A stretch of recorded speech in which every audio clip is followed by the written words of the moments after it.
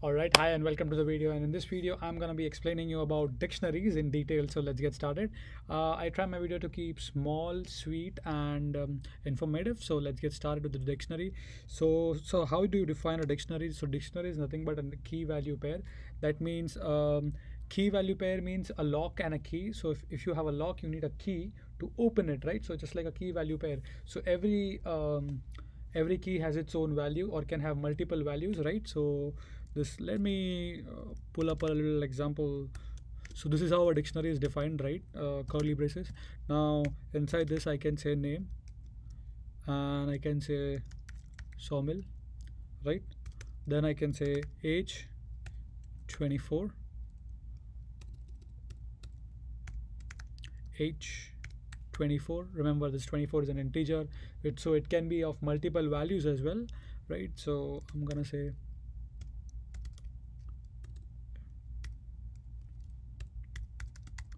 language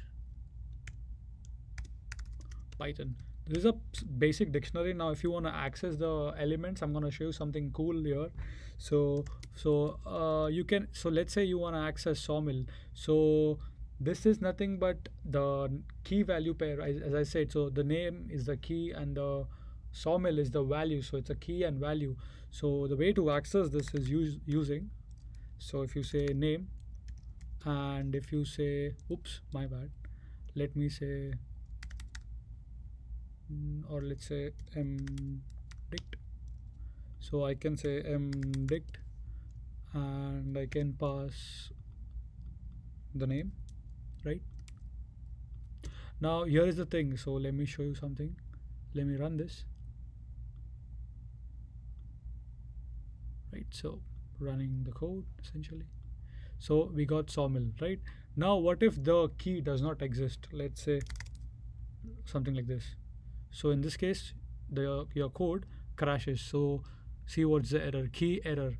So we don't want to do that, right? Whenever we are looping or whenever any key is not there, the program crashes. So we can add a try block, so that will take care of that, but that's not advisable. Instead of doing this, a better way that programmer use is basically using get method. So what I'm trying to say, mdict, and I want to grab instead of doing this, so I'm gonna say dot get, right? And I can simply say I want to grab the name, and if it's not there, say not found, return me not found or none. So if I now run it, so here you see sawmill, but if I now add something extra, not found, so your code won't crash. So once that is done, now a couple of more things that I want to show you. So let's say I want to change the name to sawmill. Now I know the programmers here would say, hey, that's easy. I mean, so there is a good way, a better way to do that. So I want to show you that one. A good programmer won't use this way.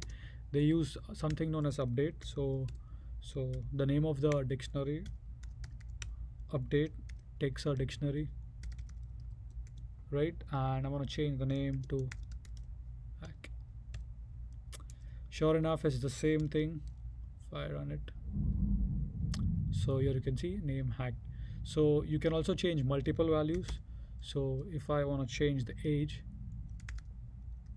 so I can say I'm gonna be 25 soon.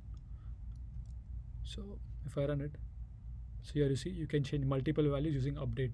So this was the update method, and now I want to show you the iterating part over the dictionaries, which is gonna be cool, right? So if I want only the keys or values for x in, let's see what happens, right? So if I do this way, if I just iterate over the dictionary, so remember it's gonna give you the key, not the value. So here you see name, age, language. So if you do this way, you're gonna get the keys, but if you want the values, or you can also do something like, if you just want all the keys, right? So this will work. This will give you all the keys. Here you can see name, age, language. If you want the values, right, this is going to give you the values. Here you see, right? Now let's understand the for loop.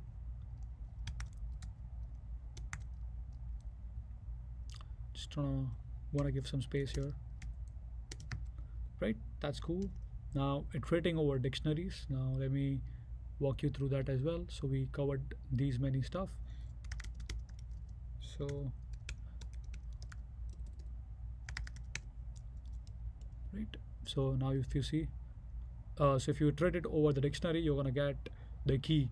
But if you want the value, so what you can do is essentially run dot items on that, and remember it, the item takes the key and the value. So I'm gonna say key,